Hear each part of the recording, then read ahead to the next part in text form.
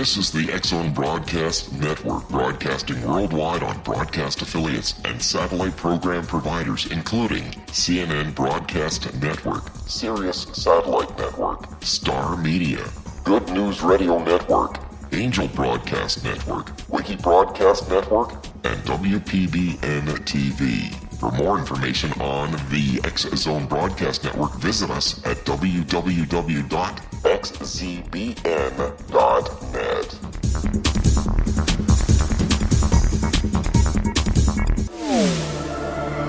The X-Zone Radio Show with Rob McConnell is largely an opinion talk show. All opinions, comments, or statements of fact expressed by Rob McConnell's guests are strictly their own and are not to be construed as those of the X-Zone Radio Show or endorsed in any manner by Rob McConnell, Relmar McConnell Media Company, the X-Zone Broadcast Network, its affiliated networks, stations, employees, or advertisers.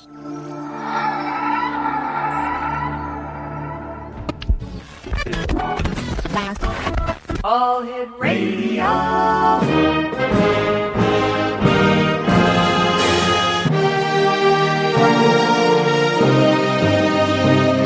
Welcome to the X-Zone, a place where fact is fiction and fiction is reality.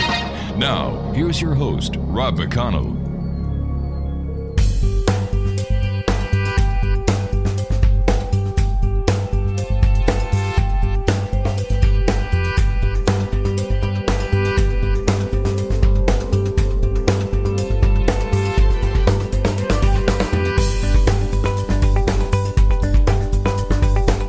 And welcome back, everyone. This is the X-Zone. I am Rob McConnell, coming to you from our broadcast center in Hamilton, Ontario, Canada, on iHeartRadio, the Mutual Broadcast Network, Talkstar Radio Network, and, of course, X-Zone Broadcast Network.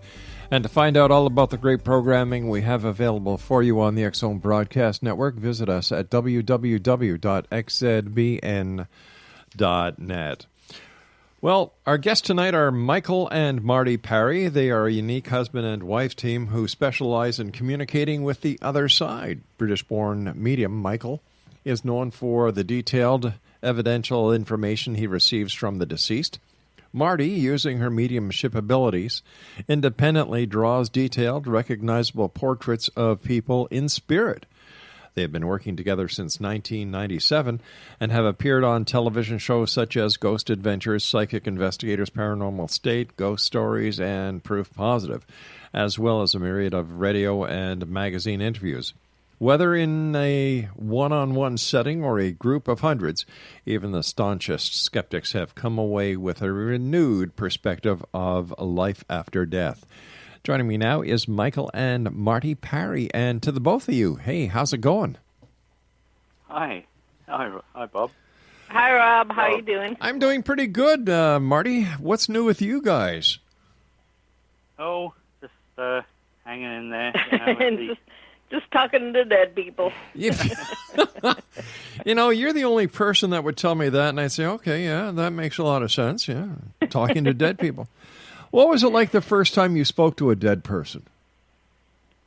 Are you talking to Marty or me or either of us? Ladies first. Well, I don't hear an awful lot. I mostly see. I do hear things once in a while, but very short, little, you know, maybe I'll get a name or something. But yeah. I see them very well. Oh, well, what was it like the first time you saw a dead person? It just, I can't even remember the first time. Wow. To tell the truth, you know, it's like something I've done all my life, really. You know, looking back, I mean, I hadn't done anything with it until Michael and I got together. But, right. But things like when my mom died when I was 11 years old, I immediately knew she was right there with me. Wow. And Michael, what was it like the first time you communicated with someone on the other side? Yeah. Well, I've been doing it since I was about 20, so 40 years ago. But I suppose it's hard to tell when it was really full on. I suppose about 22 years ago, about then. Yeah, I did a session with a lady who'd lost her daughter, and that was when it got real loud and real clear.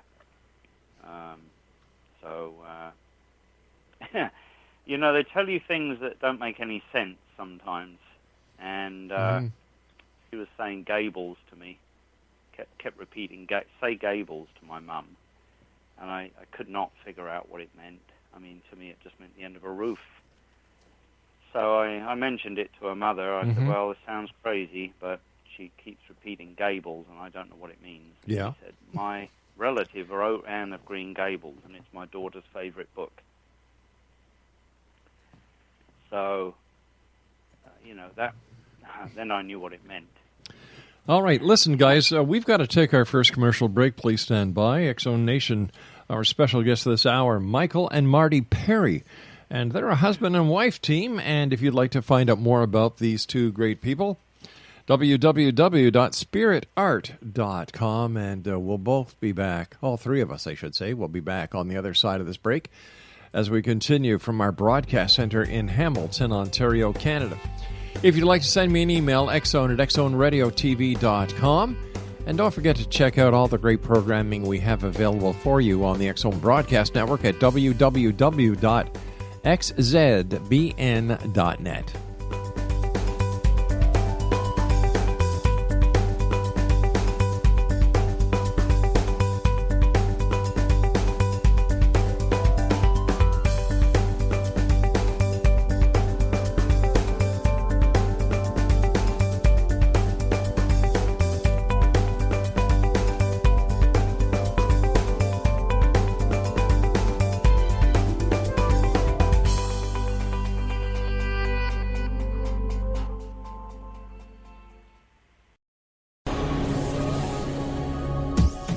This is the X-Zone Broadcast Network, broadcasting worldwide on broadcast affiliates and satellite program providers, including CNN Broadcast Network, Sirius Satellite Network, Star Media, Good News Radio Network, Angel Broadcast Network, Wiki Broadcast Network, and WPBN TV. For more information on the X-Zone Broadcast Network, visit us at www.xzbn.net.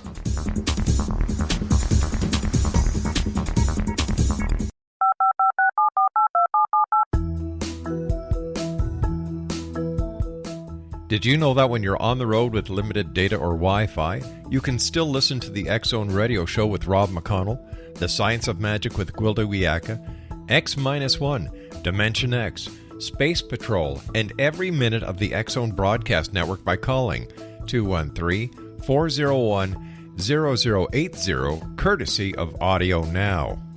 No smartphone, app, or internet needed. It saves your data plan, and it's free if you have unlimited minutes. Call 213-401-0080 to listen on any phone, anytime, anywhere. Remember, 213-401-0080 for the best of the paranormal, parapsychology, and sci-fi radio programming anywhere, 24/7, 365.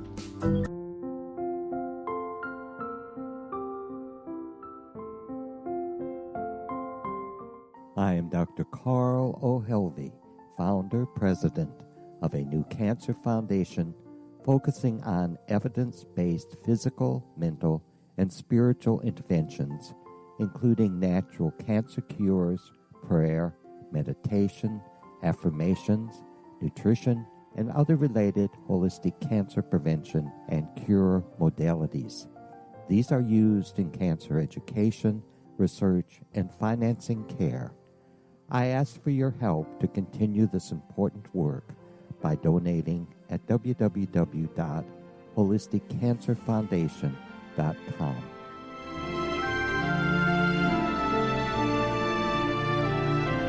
Hello, I'm Pete Marsh. With my daughter Justina, we will be presenting the new radio show, Too Good to Be True. If something seems too good to be true, it usually is. But with the help of Justina's amazing gifts, we're going to gain insight into questions that don't yet have complete answers. Have you wondered who built Stonehenge and for what reason? Why are crop circles found in the same region as Stonehenge and elsewhere? Are crop circles a hoax, or are they created with technologies that we have little knowledge of? Who built the pyramids in Egypt and also in other countries? How and why were they built? Was the Titanic switched with the Britannic as part of a gigantic insurance fraud, or for more insidious reasons? What caused the Tunguska event when trees were flattened over an 800 square mile area in Siberia? Will the new insights be too good to be true? Well, that will depend on what you are prepared to believe. Please join us as we start on this journey together. For more information on Too Good to Be True, visit www.xzbn.net. Little children aren't the only ones afraid of the dark. Millions of soldiers return from war zones with PTSD, anger, frustration, fear, and loneliness, much of which surfaces during the darkness of the night. You have the chance to change the lives of these American heroes. Songs and Stories for Soldiers.us provides free MP3 players for these men and women. With a list of 3 million songs in 16 different styles, 100,000 audiobooks, and 30,000 old-time radio programs, every veteran can find something to soothe and comfort them at no cost. All our players contain an 8-hour audio program designed to help veterans fall asleep. With 1,500 plus vets now participating, it's our goal to deliver 10,000 audio players this year. Go to our website at songsandstoriesforsoldiers.us. Help us help a veteran make it through the night.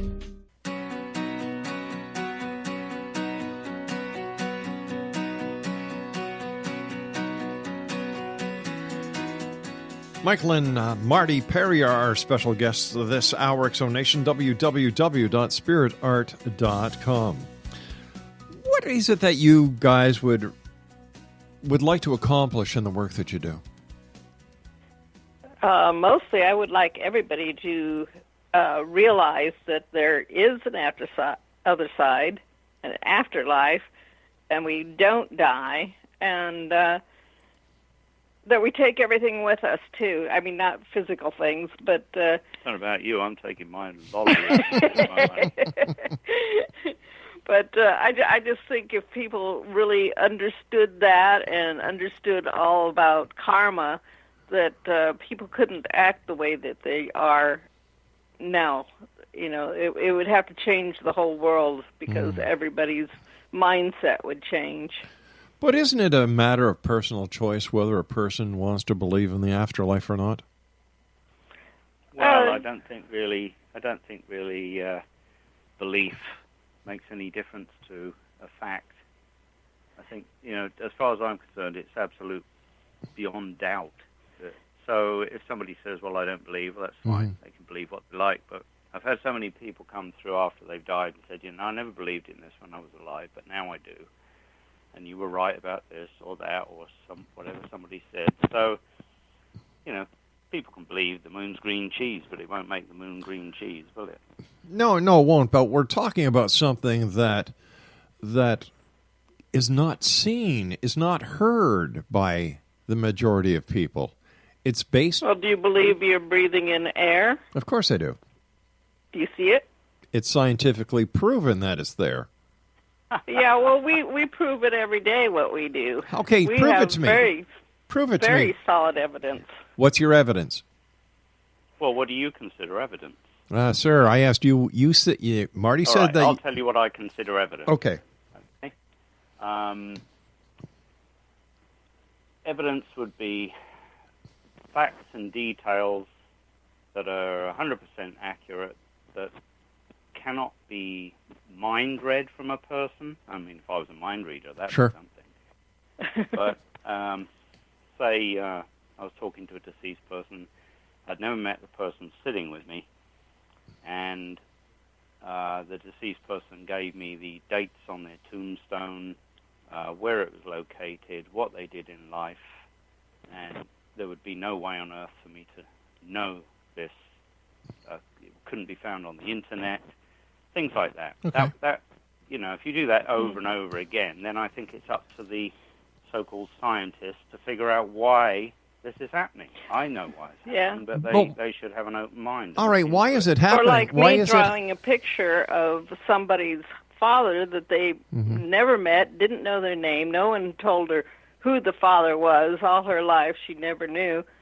And Michael gets the name, and she, a week later, gets a package from her aunt that has the photo that matches my picture with the name that Michael gave. Things like that. Or Michael brings through a father that the lady doesn't know that crossed over, and she finds out that he crossed over 6 hours before. Yeah, or like, we know a lot of people that are very, very smart, professors, scientists, people at NASA. FBI. A lot of them know we do what we do. Right.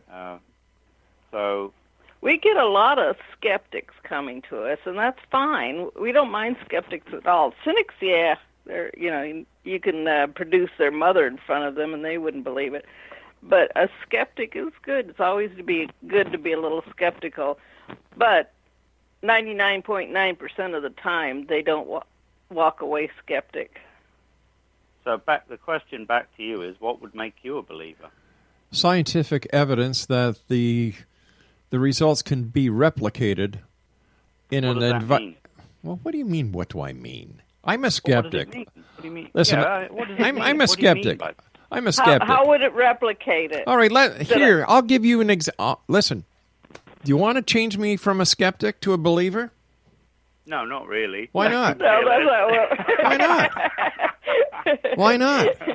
I'll give you want to change from a skeptic to a believer? Sure. It's you. I would. Communicate with someone. No, but we're not out to prove it to you. Wait a sec. Wait a sec. I'm not really interested in converting people. Well, I had an atheist sit with me once, and I told him that his wife was by him, and she died of cancer, this particular cancer. Give her his name. Right. Give her name, what she looked like, and everything. Never met this guy in my life. He started to get very emotional. He was a complete atheist, he said. Right. He started to get emotional, and then another man appeared behind him, and I said, well, there's a friend of yours here called Jack, and he wants to say hello to you, and he put his hand on your shoulder, and the guy was a bawling wreck. Now, he became a believer for a little while, but now he's back to being an atheist again, because, there's obviously things he just doesn't want to accept, so what can you do?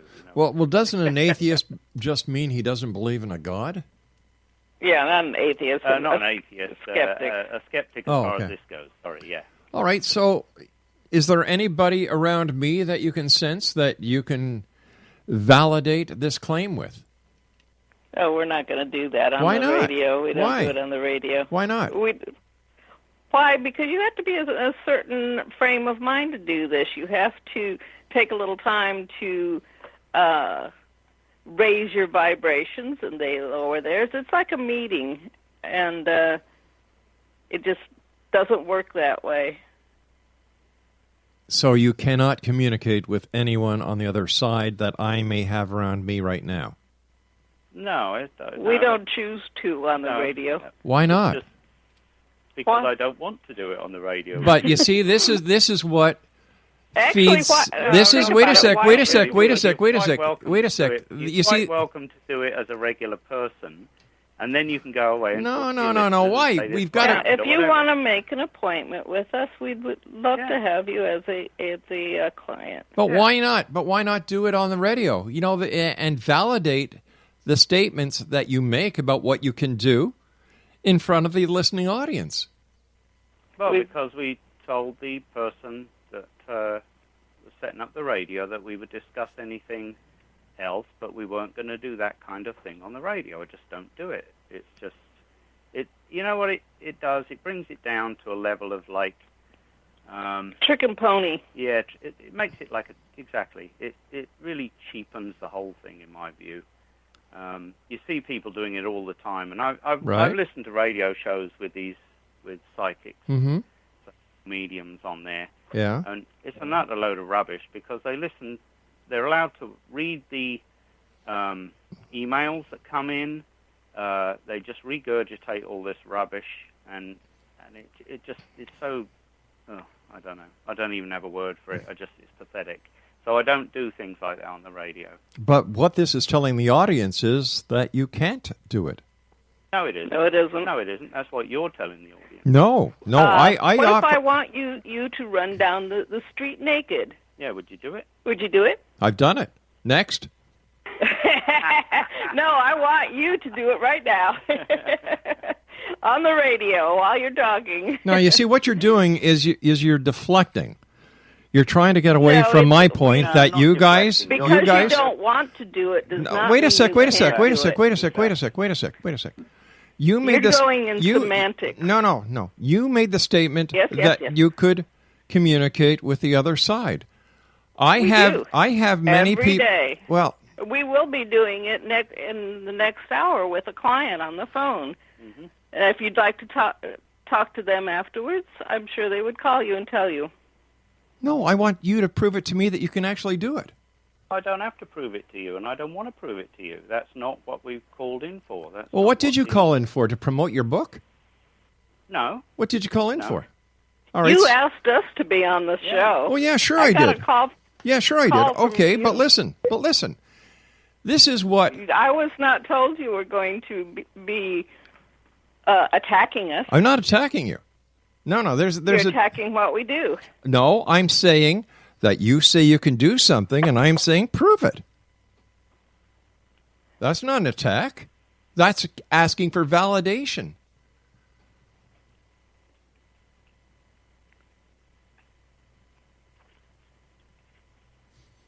I guess they don't want to talk to us, and X-Zone Nation, you can see why there are so many frauds and fakes in this world. Oh, my goodness. Look at that. Look at that. You put people on the defensive by asking them to say what they say they can do, or to prove that they have the ability to do what they say they can do. And what happened here? Well, my goodness. They said that, what does their bio say? British-born medium Michael is known for detailed evidential information he receives from the deceased. Marty, using her mediumship abilities, independently draws detailed, recognizable portraits of people in spirit. What a bunch of bunk. And they know people who are in the FBI. They know people at NASA. They know this. They know that. And yet, when asked to do a reading to communicate with people on the other side that I may have around, I don't want to do that, he said. I don't want to do that because I don't have to. We weren't told. What are we supposed to do? Send him a bio of everybody that has passed in my life so he can give me a reading? What a bunch of bunk. And then people wonder why so many people don't believe what they're being sold. Oh, well, wait a minute. They are having somebody on later after we get off the show from them. And what was that? Oh, I could call them up. They wouldn't mind. And I'm sure that they would be given a nice little slew of information to share with us. But that's not what this is about. It's truth time. You say you can communicate with the dead, prove it. If you can't prove it, don't waste my time. And what was it they said here that they wanted to promote? They'd like to talk about we would like to talk about our book, and they give us the name of the book to promote. Get a life. Jesus. They want us to promote their book, but they will not validate the claims that they are making. They have a lot to learn about reality and real radio, not these little chintzy podcasts that every Tom, Dick, and moron are doing these days. But what the people want to hear, what listeners deserve to hear, if you're going to make a claim, prove it. I am so tired of people making all these claims that they cannot prove that it's about time they put up or shut up. And of course, these two people will be going into the X-Zone order of woo-woos. I'll be back on the other side of this break as we continue here in the X Zone from our broadcast center in Hamilton, Ontario, Canada. My name is Rob McConnell, and you know what? These kind of people just make it bad for anyone out there who can do what they say they can do. I'll be back. Don't go away.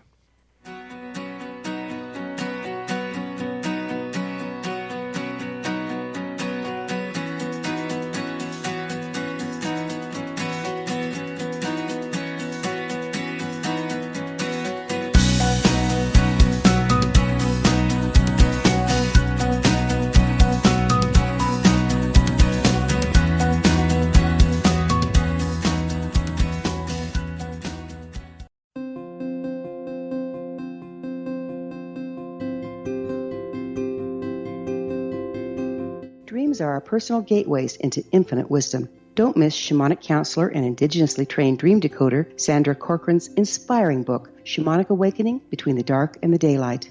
This remarkable work chronicles Sandra's 35 years of experience with diverse wisdom keepers and her initiations throughout the Americas and across the British Isles, Turkey, Greece, and Egypt. Sandy's knowledge of symbology, psychology, and myth influenced her dream blog and workshops.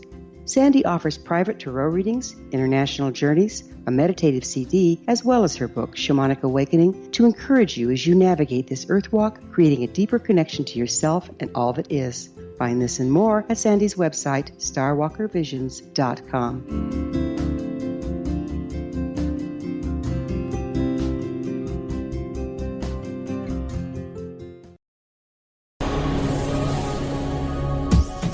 This is the X Zone Broadcast Network, broadcasting worldwide on broadcast affiliates and satellite program providers, including CNN Broadcast Network, Sirius Satellite Network, Star Media, Good News Radio Network, Angel Broadcast Network, Wiki Broadcast Network, and WPBN TV. For more information on the X Zone Broadcast Network, visit us at www.xzbn.net.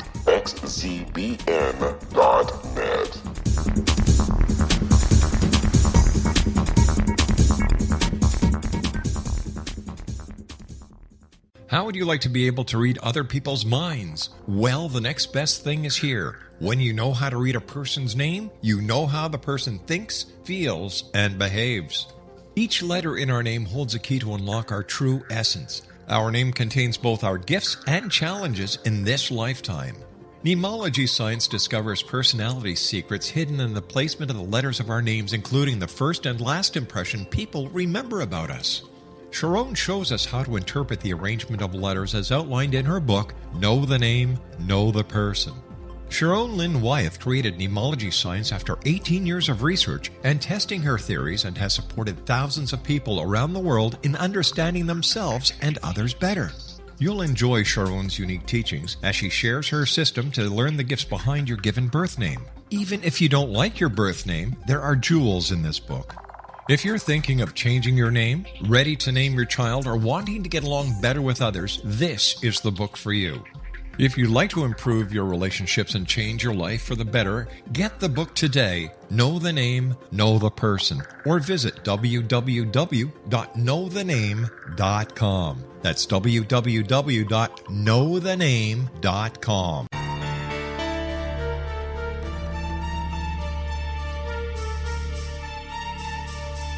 Hello, I'm Justina Marsh, and with my dad Pete, we are going to present a new show called Too Good to Be True. Together, we are aiming to discover more truths about this world and beyond. Do you have unanswered questions about the world? Do you ever wonder about aliens, conspiracy theories, or the universe? There are many shows discussing subjects such as pyramids or UFOs, but we want to relay this information based on our own research, including from spiritual means. Hopefully, listeners will be helped with their own beliefs and will appreciate the psychic insights that add to the previous research and information. We both look forward to sharing this insight and beginning this journey with our listeners. Visit xzbn.net for more information about when to listen.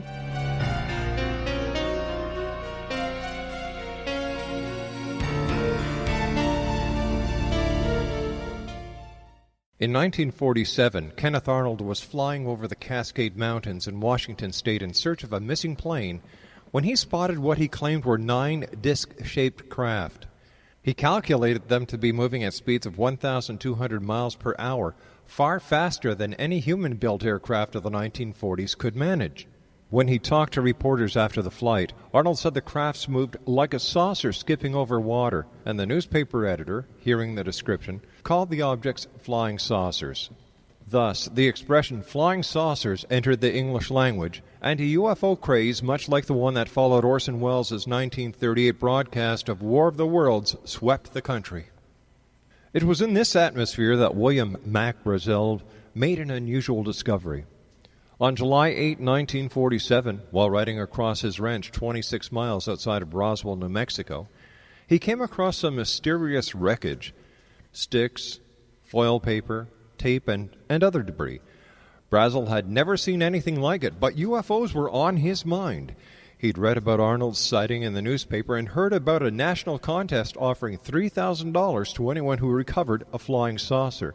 He wondered if he had stumbled across just the kind of evidence the contest organizers were looking for. Brazel gathered a few pieces of the stuff and showed it to his neighbors, Floyd and Loretta Proctor. The Proctors didn't know what it was either, and neither did George Wilcox, the county sheriff. So Brazel contacted officials at the nearby Roswell Army Air Force Base to see if they could help. The next day, an Army intelligence officer named Jesse Marcel went out to Brazel's ranch to have a look. He was as baffled as everyone else was. "I saw small bits of metal," he recalled to reporters years later, "but mostly we found some material that's hard to describe. Some of it looked very much like parchment, and some of it consisted of square sticks as long as 4 feet. Much was metallic." The stuff was also surprisingly light. Brazel later estimated that all the scraps together didn't weigh more than 5 pounds. Marcel and his assistant had no trouble loading all the debris into their cars and driving it back to the Roswell base. The next day, Marcel took it to another base in Fort Worth, Texas, where it was further examined. Now, was the wreckage from outer space? Brazel and Proctors examined some of the debris before giving it to the military. Although it seemed flimsy at first, it was extremely resilient. "We tried to burn it, but it would not ignite," Loretta recalled. "We tried to cut it and scrape at it, but a knife wouldn't touch it. It looked like wood or plastic, but back then we did not have plastic. Back then we figured it doesn't look like a weather balloon. I don't think it was something from Earth," Loretta Proctor said. And then there's the military's about-face. The morning after the military took possession of the wreckage, the media relations officer at Roswell hand-delivered a news release to the 2 radio stations and newspaper in town. The release stated that the object found in Brazel's field was a flying saucer. It was the first time in history that the U.S. military had ever made such a claim. A few hours later, though, the military changed its story. It issued a new press release claiming that the wreckage was that of a weather balloon carrying a radar target, not a flying disc. But it was too late. The newspaper deadline had already passed. They ran the first news release on the front page under the headline, "Air Force captures flying saucer on ranch in Roswell region." Other newspapers picked up the story and ran with it as well. Within 24 hours, news of the military's capture spread around the world. Interest in the story was so great that the next day, Brigadier General Roger Ramey, commander of the U.S. 8th Air Force, had to hold a press conference in Fort Worth in which he had again stated that the recovered object was only a weather balloon and a radar target that was suspended from it. He even displayed the wreckage for reporters and allowed them to photograph it. And then there was Mark Brazel's unusual behavior. Mark Brazel refused to talk about the incident for the rest of his life, even with the members of his immediate family, except to say that whatever the wreckage was, it wasn't any type of balloon. So then why the silence? His son Bill explains, "The Air Force asked him to take an oath that he wouldn't tell anyone in detail about it. My dad was such a guy that he went to his grave and never told anyone." Kevin Randall and Donald Schmidt, authors of UFO Crash at Roswell, claim that shortly after Brazel made his famous discovery, his neighbors noticed a change in his lifestyle. He suddenly seemed to have more money. When he returned, he drove a new pickup truck. He also had the money to buy a new house in Tularosa, New Mexico, and a new meat locker. Randall and Schmidt allege that the military may have paid Brazel for his silence, or was this the money from the members of the media anxious for a sensationalistic story? Trust me, Today, if the government announced that it had captured a UFO, even if it was mistaken, and tried to change its story a few hours later by claiming it was really a weather balloon, nobody would buy it. But people were more trusting in the years following World War II. Amazingly, the story died anyway. As Davis of Bull writes, the Army's announcement of the weather balloon explanation ended flying saucer excitement. All mention of the craft dropped from the newspapers, from military records, and from the national consciousness, and even from the talk of the town in Roswell. Even the Roswell Daily Record, which broke the story in the first place, was satisfied with the military's explanation. A few days later, it ran a headline that was even bigger than the first one. General Ramey empties Roswell saucer. The Roswell story would have probably stayed dead if Stanton Friedman, a nuclear physicist, hadn't lost his job during the 1970s. UFOs were Friedman's hobby until he got laid off, and then it became his career. In the 1970s, when the bottom fell out of the nuclear physics business, he explains, I went full-time as a lecturer. His favorite topic, flying saucers are real, a talk he gave at more than 600 different college campuses and other venues around the country. In his years on the lecture circuit, Friedman developed a nationwide reputation as a UFO expert, and people who'd seen UFOs began seeking him out. In 1978, he made contact with Jesse Marcel, the Army intelligence officer who retrieved the wreckage from Mark Brazel's ranch 31 years earlier. At Friedman's urging, Marcel gave an interview to the National Enquirer. I'd never seen anything like it, Marcel told the supermarket tabloid. I didn't know what we were picking up. I still believe it was nothing that came from Earth. It came to Earth, but not from Earth. The Enquirer interview couldn't have come at a more opportune time. It was 1979, and Steven Spielberg's film Close Encounters of the Third Kind, which had premiered several months earlier, had stoked the public's appetite for UFO stories. After lying dormant for more than 30 years, the Roswell story blew wide open all over again. From there, the story kept growing. Dozens of new witnesses to the Roswell UFO began seeking out Friedman at his public appearances to tell him their stories. So the Roswell cover-up included humanoid alien beings. Over the years, Joe Nickel writes in Skeptical Inquirer, numerous rumors, urban legends, and outright hoaxes have claimed that saucer wreckage and the remains of its humanoid occupants were stored at a secret facility, the non-existent Hangar 18 at Wright-Patterson Air Force Base. People swear that small corpses were autopsied at that or another site. Now, for the record, neither Mark Brazel nor Jesse Marcel ever claimed to see aliens among the crash. No one went public with those claims until 30 years after the fact. So why do people believe in Roswell? I guess we have to ask, why are UFO conspiracy stories so popular? Anthropologists who study the Roswell myth point out two psychological factors that help it endure. Number one, it appeals to a cynical public that lived through the Kennedy assassination, Watergate, Vietnam, and other government crises, and who believe in the government's proclivity for covering things up. As Time magazine reported on the 50th anniversary of the Roswell incident, a state of mind develops which easily believes in cover-ups. The fact that the military is known for covert activities with foreign governments having to do with weapons which could wipe out humanity makes the idea of secret interactions with aliens seem possible. Once this state of mind is in place, anything which might prove the crash was terrestrial becomes a lie. Number two, UFO theories project a sense of order onto the chaos of the universe, and they even serve as an ego boost to true believers because they suggest that we are interesting enough that aliens with their vastly superior intelligence actually bother to visit us. Believing in aliens, the argument goes, is much more satisfying than believing that the aliens are out there but would never want to visit us. So, is the government hiding evidence of an alien crash landing on Earth?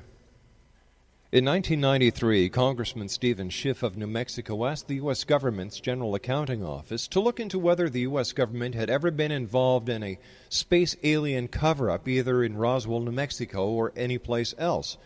The GAO spent 18 months searching government archives dating back to the 1940s, including even highly classified minutes of the National Security Council. Their research prompted the U.S. Air Force to launch its own investigation. It released its finding in September 1994. The GAO's report followed in November 1995. Then a second Air Force report was released in 1997. All three reports arrived at the same conclusion. What the conspiracy theorists believe were UFO crashes were actually top-secret research programs run by the U.S. military during the Cold War. Take Roswell.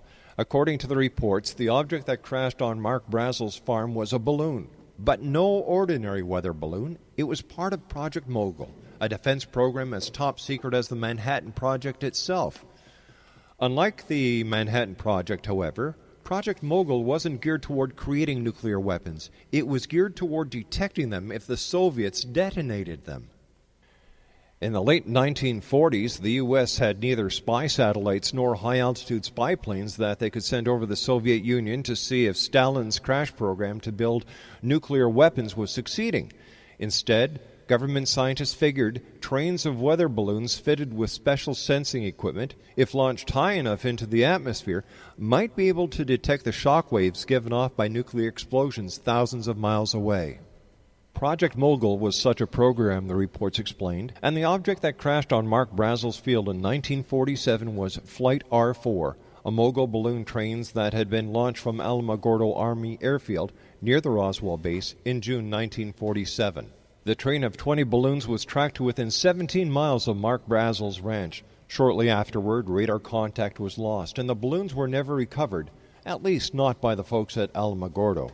The Roswell intelligence officers who recovered the wreckage didn't have high enough security clearance to know about Project Mogul, and thus they didn't inform Alamogordo of the discovery. On the whole, the program was successful. Project Mogul apparently did detect the first Soviet nuclear blasts. Even so, the project was discontinued when scientists discovered that such blasts could have been detected on the ground, making the balloon-borne sensors unnecessary.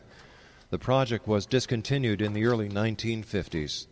The Air Force's 1997 report suggested that a number of other military projects that took place in the 1940s and the 1950s became part of the Roswell myth. In the 1950s, the Air Force launched balloons as high as 19 miles into the atmosphere and dropped human dummies to test parachutes for pilots of the X-15 rocket plane and the U-2 spy plane. The dummies, the Air Force says, were sometimes mistaken for aliens, and because it didn't want the real purpose of the test to be revealed, it did not debunk the alien theories. Some balloons also dropped mock interplanetary probes, which looked like flying saucers. In one 1959 balloon crash, a serviceman crashed a test balloon 10 miles northwest of Roswell and suffered an injury which caused his head to swell considerably. The serviceman was transferred to Wright-Patterson in Ohio for treatment. The incident, the Air Force says, helped inspire the notion that aliens have large heads and that the aliens or alien corpses are being held at Wright-Patterson for study. Do the GAO and the Air Force reports satisfy people who previously believed that the object was a UFO? Not a chance. It's a bunch of pap, says Walter G. Hutt, who worked at the Roswell base and after World War II distributed the famous Flying Saucers news release in 1947 and became the president of the International UFO Museum and Research Center in Roswell. All they've done is given us a different kind of balloon. Then it was weather, and now it's Mogul. Basically, I don't think anything has changed. Excuse my cynicism, but let's quit playing games. Okay, let's quit playing games. What would Roswell, New Mexico be today without the alleged UFO crash of 1947? What would the people who give lectures about Roswell, write books about Roswell, and now video DVD productions do without Roswell's alleged crash? What would they do? Roswell, New Mexico is a cash cow in the middle of nowhere based on a myth by people, for the most part, who have never seen a UFO, but who have become self-proclaimed experts because of their ability to tell a good story. The truth of the Roswell incident has been told, but believers deny the truth and live in their own little world of alien fantasy. When aliens and extraterrestrials walk in, logic and reality walks out. For the X Zone, I am Rob McConnell.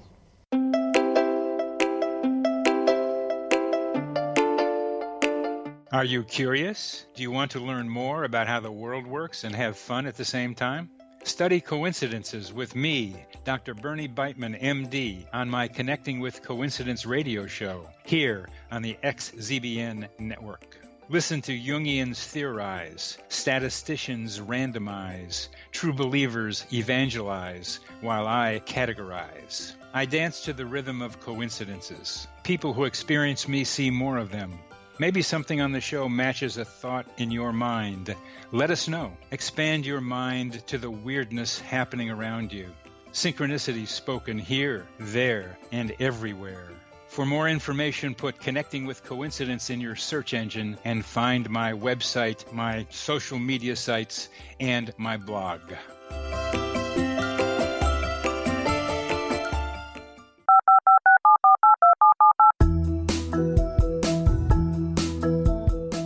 Did you know that when you're on the road with limited data or Wi-Fi, you can still listen to the X-Zone Radio Show with Rob McConnell, The Science of Magic with Gwilda Wiyaka, X-1, Dimension X, Space Patrol, and every minute of the X-Zone Broadcast Network by calling 213-401-0080, courtesy of Audio Now.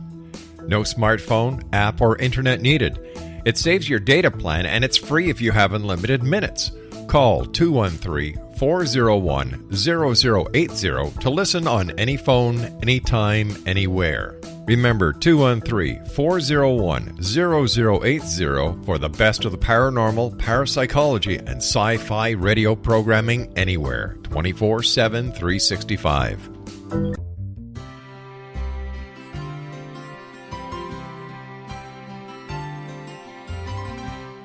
True healing must address 4 levels: physical, emotional, mental, and spiritual, for us to live joyful and productive lives.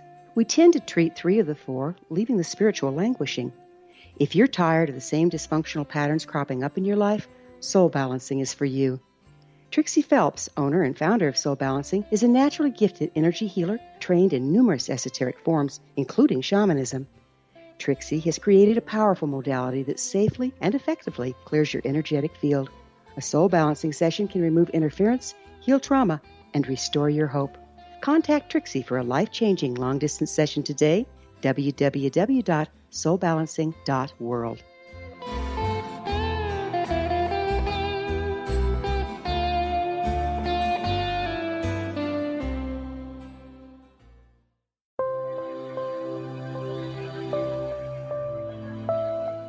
There's a legend shared by many indigenous cultures of a time when the nations were cast to the 4 corners of the world. Each nation was given a body of sacred knowledge that held a different portion of the truth to preserve. True reality could not be known until all the nations reunited, combining the information. If a single one was missing, the world could not be reborn and darkness would prevail. The Science of Magic Radio is dedicated to reuniting the sacred knowledge. With the understanding, none of us has all the answers, but together we can open new perceptions and possibilities. Through our combined vision, the world can be reborn into a place where darkness no longer prevails. Join me, Gwilda Wiyaka, and the Science of Magic daily on the X-Zone Broadcast Network, xzbn.net, or visit us at thescienceofmagic.net.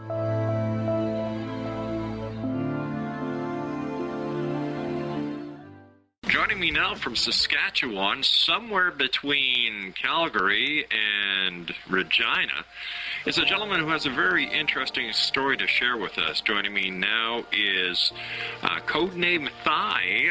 And Thigh, welcome to the X-Zone. Hi, how are you? I'm doing pretty good. Now, you've got a very interesting story to tell.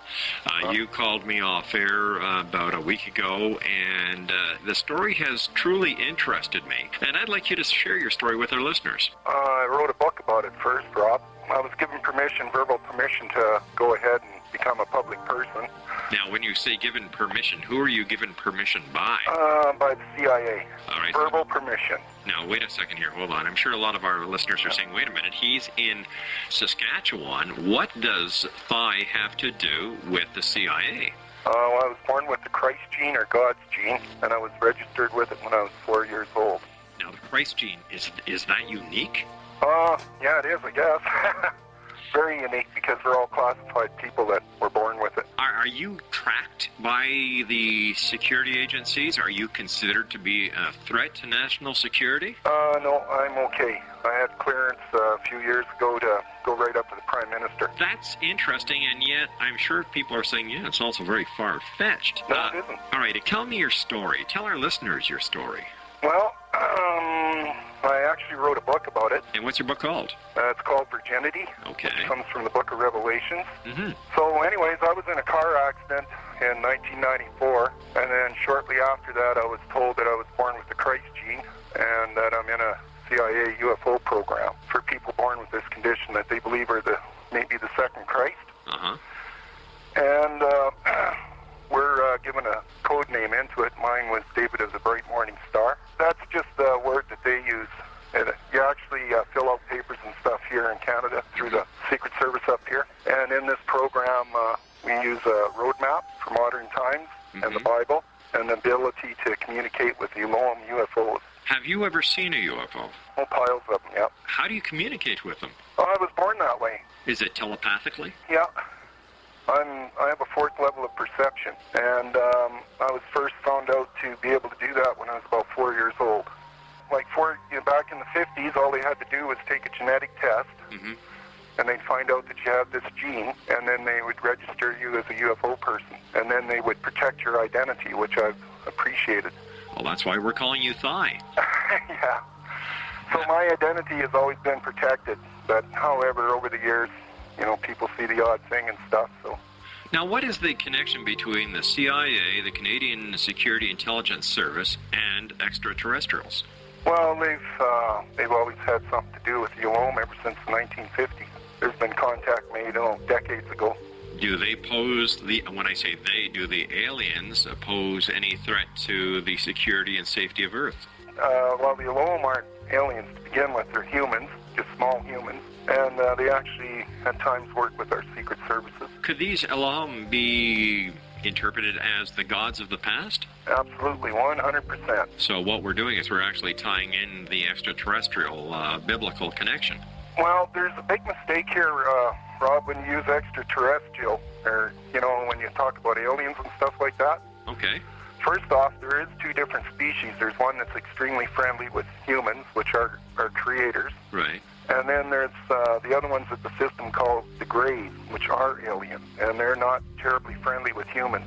So the whole system, the UFO system, is covered up by our government, say, because on one sense, maybe 90% of the UFOs are friendly and maybe 10% of them aren't. Now, these Elohim, or Elohim as you call them, Elohim, yeah. Where do they originate from? Well, all indications are they must come from Virgos, constellation Virgos, or Virginis. So by calling them aliens or extraterrestrials, if they didn't come from Earth, then they are in fact ETs or aliens, right? Well, they're humans, just like us. All right, so they are human in appearance, but ET in origin. How's that? Well, I don't look at them that way, no. All right. You obviously have had continuous contact with them? Yes, ever since I was a little boy, yeah. How do they treat you? How do you know where they are? How do you know when they're coming to visit? Yeah, you can usually just sense them, or I can bring them down on occasion, or if somebody's like if somebody's really sick or injured or something like that, I'll use them for that. How do you use them? Well, it's all explained in my book. It's the same condition that Jesus Christ had, and it's the same condition that King David had. The laying of hands. It's more complex than that. Psychologists and psychiatrists are aware of the condition, and everything is known about it, eh? It's just not available to the general public. You're listening to the X Zone. My name is Rob McConnell. Joining me now from somewhere in Saskatchewan is Thigh. Thigh claims to have the Christ gene in him. Apparently he's registered with the CIA, the Canadian Security Intelligence Services, and is able to communicate with, are they our creators? That's correct, yes. Now, there are many theories out there about Planet X being the planet that circles within our solar system, so on, and this is where certain people within the world of ufology believe that the aliens who created Earth are from. Is there a connection between the people that you communicate with and Planet X? No, there isn't. Would this be another species apart from those, or do your contacts say, listen, there is no Planet X? No, these are the angels of the Bible, and they're associated with people who are born with the Christ gene. and the Christ gene comes from the Dead Sea area. It's a very ancient Jewish gene mutation. They know that it skips 5 generations. So 5 generations ago, I had an ancestor that was the same as me. And I'm a carrier of this gene, and my children are a carrier of this gene, and apparently I think both my parents must have had it. So part of this gene is you have a 4th level of perception, a high level of perception. So you're rated in world population with perception. To your knowledge, Thai, how many other people are there out there today with this gene and who are actually part of the Secret Service and CIA? Most people, Rob, that have this gene work for the CIA or the Secret Services. We're very sought after for remote viewers and stuff like that. Aren't you afraid for your own security and your own safety and the safety of your family by going public? It's the only way I can protect my family now. What do you think's going to happen to you once the people in the CIA and CSIS find out that you've gone public and have actually blown the lid off of the government conspiracy? I have their permission. Wait a minute. They want you to go public? That's correct, yes. Why? They want the information out. Well, why wouldn't they just do a press conference, bring people in, and have it done that way? Because, Rob, we're the guys that get the intelligence from. We're the guys that tell them. They're intelligence agencies. Right. They're gathering agencies. Now, they have to get the information from people like me. Okay, all right, but if you're watching the news, it's the president who comes out and makes the big announcements, and by his side are his intelligence directors and his director of FBI, his secretary of defense, but he makes the statement. So why wouldn't the government come out and have you, the remote viewers, or those born with the Christ gene, standing side by side with them at a press conference and where they can answer questions and add credibility to your statements? To me, it looks like they're hanging you out to dry. Well, that's why I'm the lamb. I'm the first one to come out. There's another reason why I'm coming out. I have a fatal injury, and I'm not expected to live that long. So I'd like to have the truth out, Rob. What kind of injury is it? Is it something that was sustained while working for these people? No, I had a car accident. Here's a question, and please don't take it wrong. How come the people or the Elohim cannot help you and cannot? Well, they have. If all of my medical records were released, my genetics were released to the general public, it would show beyond a shadow of a doubt that I'm not a true Homo sapien. I differ in the nervous system and the brain system from a Homo sapien, and that's what the genetic condition does. So I can sustain and still stay alive with a fatal injury that an ordinary person can't. That's because I use about 35 to 45% more of my consciousness than an ordinary person. And it's caused from genetics. Have you ever had your IQ tested? Well, I'm just average. How can somebody walking down the street tell by looking at you or the others who have the Christ gene that you're special? Oh, nobody could tell. No. That's why we're kept a secret. I could not have enjoyed an ordinary life if it was released back when I was a kid. Tell me, have you worked on any government projects, for example, remote viewing looking for bin Laden, or working to... No, nothing like that. Well, the only other involvement I had was I ran farm groups and stuff, and I was involved for a while with people that were undercover RCMP. But I've never done, other than supplying information and stuff like that, I've never done anything like this. Well, I've done some work for archaeologists and stuff. Tell us about your book. When do you expect your book to be coming out? Probably in a month to 6 weeks. And where will our listeners be able to pick up a copy? Well, I should be getting a publishing contract or something like that. If not, I'll be promoting the book myself. I'll tell you what, Thai, as soon as your book is published, you give me a call. Okay. We'll get you back on the air, and we'll help you promote and get the truth out there. How's that? In fact, what we'll do is we'll also give you your own webpage on our website. How's that? Oh, that sounds pretty good. I actually have written up what the basis of my book is. Would you like to share with us? Sure. Okay, my book is called Virginity, and it's based on Book of Revelations, and it identifies 2 places in Israel for the end times. That's the end times of the Christian faith, not the end times of the world, like Christian leaders are telling you. The end times is the end of the Christian faith itself. Christ is the beginning, and Christ is the end, the Alpha and the Omega.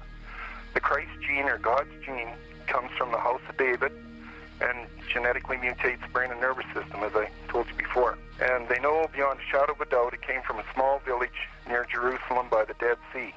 So that is the actual place where the Messianic Jerusalem will land, like the bride of Christ that is spoken about in the last page of the Bible.